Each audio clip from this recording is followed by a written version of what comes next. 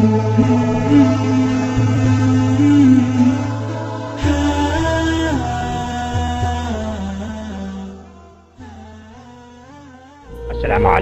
warahmatullahi wabarakatuh. Insyaallah sebenarnya hanya persoalan saling menghargai, saling menjaga perasaan, karena dari aspek syariat sama-sama hamba Allah.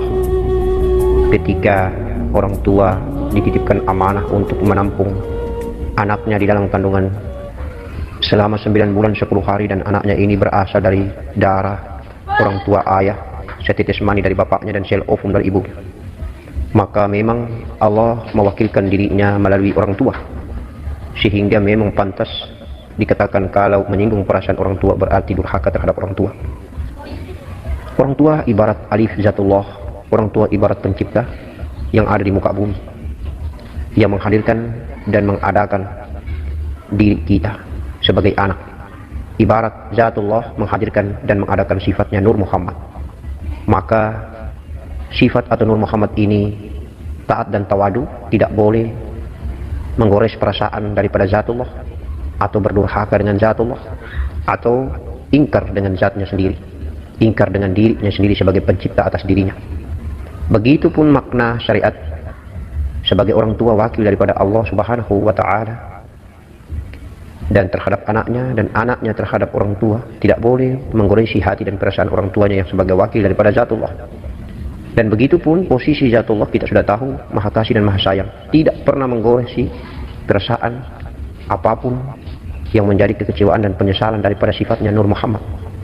Begitupun Nur Muhammad yang mengadakan alam semesta raya tidak pernah mendurhakai atau tidak pernah membuat kecewa alam semesta raya ini. Semuanya dikasih, disayang, disinari dengan nurnya, tidak pernah dipilih kasih ketika Nur Muhammad ini menyinari nurnya. Semua semesta alam raya ini ada Nur Muhammadnya, dan tersinari walaupun sedikit atau banyak insya Allah. Maka alam semesta raya ini pun harus belajar toleransi, belajar taat dan tawadu terhadap asal muasal dirinya, yaitu Nur Muhammad, sehingga kita mulai belajar mengenal diri, belajar tahu diri, belajar tidak lupa diri dan tidak durhaka terhadap diri sendiri.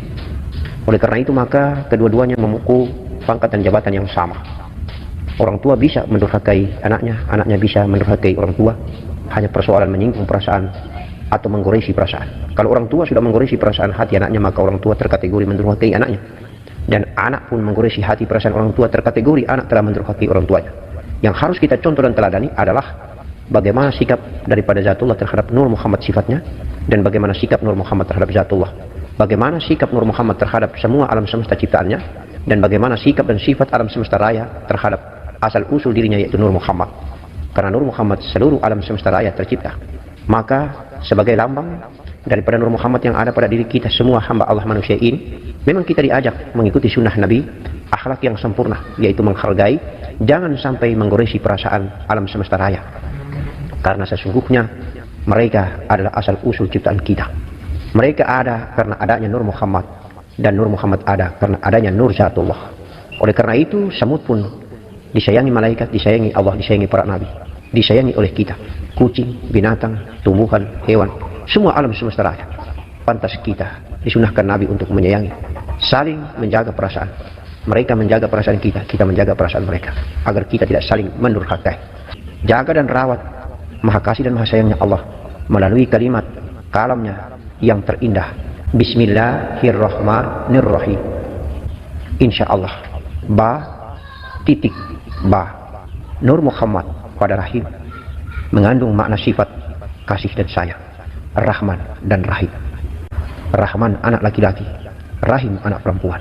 Rahman lambang daripada alif, Rahim lambang daripada ba. Maka Allah menciptakan serba dua, yang satu sebagai lambang kasih dan yang satu sebagai lambang sayang. Dua-duanya tidak boleh saling mendurhakai. Orang tua sebagai lambang kasih, anak sebagai lambang sayang.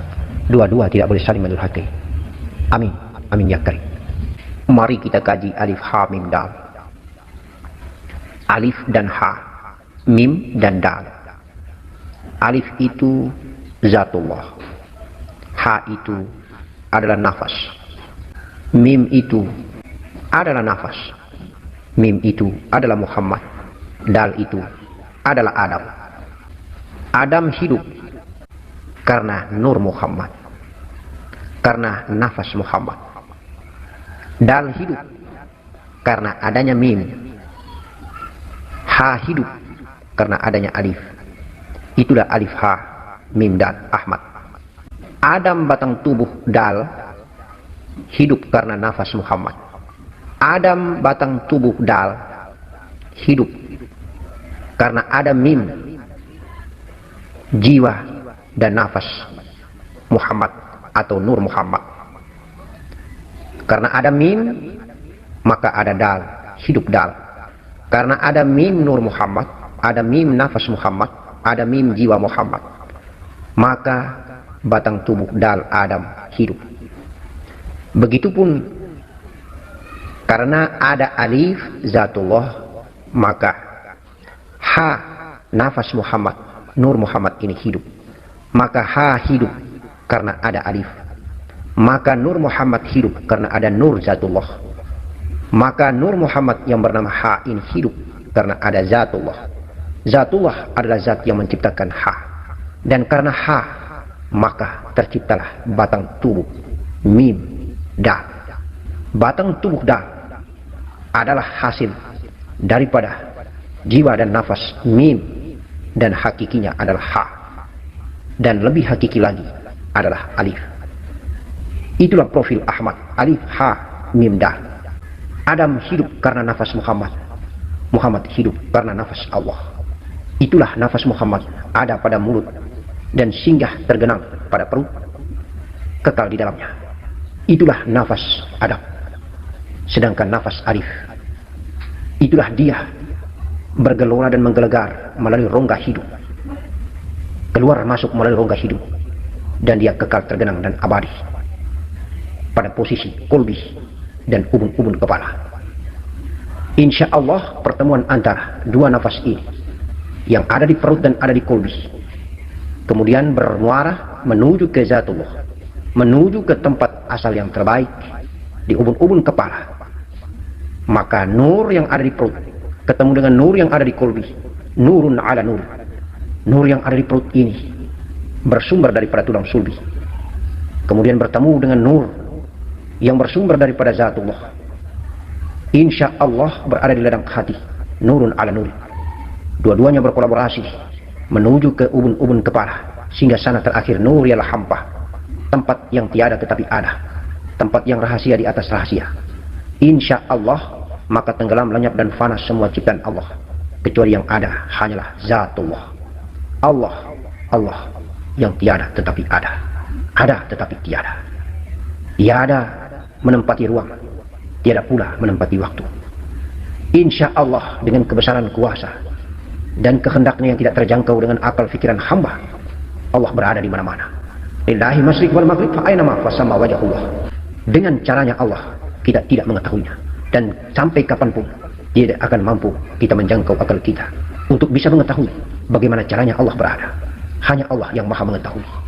Hanya Allah melalui zahir ciptaannya kita bisa mengetahui sehingga sana keberadaan. Insya Allah, Allah sangat dekat, dekat sekali dengan ciptaannya, dekat sekali dengan semesta raya, dekat sekali dengan zahirnya, dekat sekali dengan sifatnya, dan dia berada di balik sifatnya. Tetapi dia bukan sifat, sifat bukan dia. Sesungguhnya dia adalah segalanya. Dia meliputi segalanya, dia menutupi segalanya, dia menguasai segalanya. Semua ciptaannya lah yang berada di dalamnya. Dia berada di balik ciptaannya, dia berada di balik segala kehendak dan keinginannya, dia berada di balik segala kuasa iradatnya, dia berada di balik segala keinginannya, dia berada di balik segala ridho restunya. Insya Allah maka Allah Rabbiyal A'la berada pada Ar-Rafiqul A'la, pada makom yang tidak bisa terjangkau. Itulah mungkin hanya bisa diungkapkan dengan kata hampa, tiada, tiada dan tiada, tetapi ada. Insya Allah. Mari kita renungi firman Allah Subhanahu wa taala. A'udzubillahi minasyaitonir rajim. Bismillahirrahmanirrahim. Allahu yatawaffal anfusa hina mautiha wallati lam tamut fi manamiha. Allah memegang jiwa orang ketika matinya dan memegang jiwa orang yang belum mati di waktu tidurnya. Az-Zumar 39. Allah juga berfirman, wa huwa alladhi yatawaffakum bil-lail wa ya'lamu ma jarahtum bin-nahari thumma yab'atsukum fihi liyuqda ajalun musamma thumma ilayhi marji'ukum thumma yunabbi'ukum bima kuntum ta'malun wa huwal qahiru fawqa 'ibadihi wa yursilu 'alaykum hafazatan hatta idza jaa ahadakum al-maut tawaffathu rusuluna wa hum la yufarritun. Dan dialah yang menidurkan kamu di malam hari, dan dia mengetahui apa yang kamu kerjakan di siang hari. Kemudian dia membangunkan kamu pada siang hari untuk disempurnakan umurmu yang telah ditentukan. Kemudian kepada Allah lah kamu kembali, sehingga apabila datang kematian kepada salah seorang di antara kamu, ia diwafatkan oleh malaikat-malaikat kami, dan malaikat-malaikat kami itu tidak melalaikan kewajibannya. Al-An'am. Dalil ini menunjukkan 3 bukti. Pertama, kabar tentang kematian jiwa pada malam hari. Kedua, kembalinya jiwa kepada jasadnya pada siang hari. Ketiga, malaikat mematikan ketika ajalnya tiba. Ya ayyatuhan nafsul mutmainnah, irji'i ila rabbika radiyatan maradiyah, fadkhuli fi ibadi wadkhuli jannati. Hai jiwa yang tenang, kembalilah kepada Rabbmu dengan hati yang puas lagi di dunia. Maka masuklah ke dalam jamaah hamba-Aku, masuklah ke dalam syurga. Al-Fajr. Dalil ini juga mencakup 3 dalil. Pertama, Allah mensifatinya dengan kembali. Kedua, Allah mensifatinya dengan masuk. Ketiga, Allah mensifatinya dengan ridha. Ilahi anta maqsud wa ridhaka matlub, a'tini mahabbah wa ma'rifataka ya jalali wal ikram. Subhanallah. Subhanallah. Maka kesimpulannya bahwa batang tubuh Adam, dal, memang tidak boleh lupa dengan asal usul dirinya. Asal jasa baik daripada mim nafasnya, nafas Muhammad. Dan nafas Muhammad, nur Muhammad, sifat Allah ini pun tidak pernah akan lupa akan jasa baik daripada zatnya yang menciptakan dirinya. Oleh karena itu maka kedurhakaan hanyalah tergantung kepada saling menggoresi hati dan perasaan. Indahnya batang tubuh ini apabila tidak mencelakai hati, dan indahnya hati apabila tidak membuat kecewa batang tubuh. Maka tidak ada kedurhakaan di antara yang ada dengan yang mengadakannya. Assalamualaikum warahmatullahi wabarakatuh.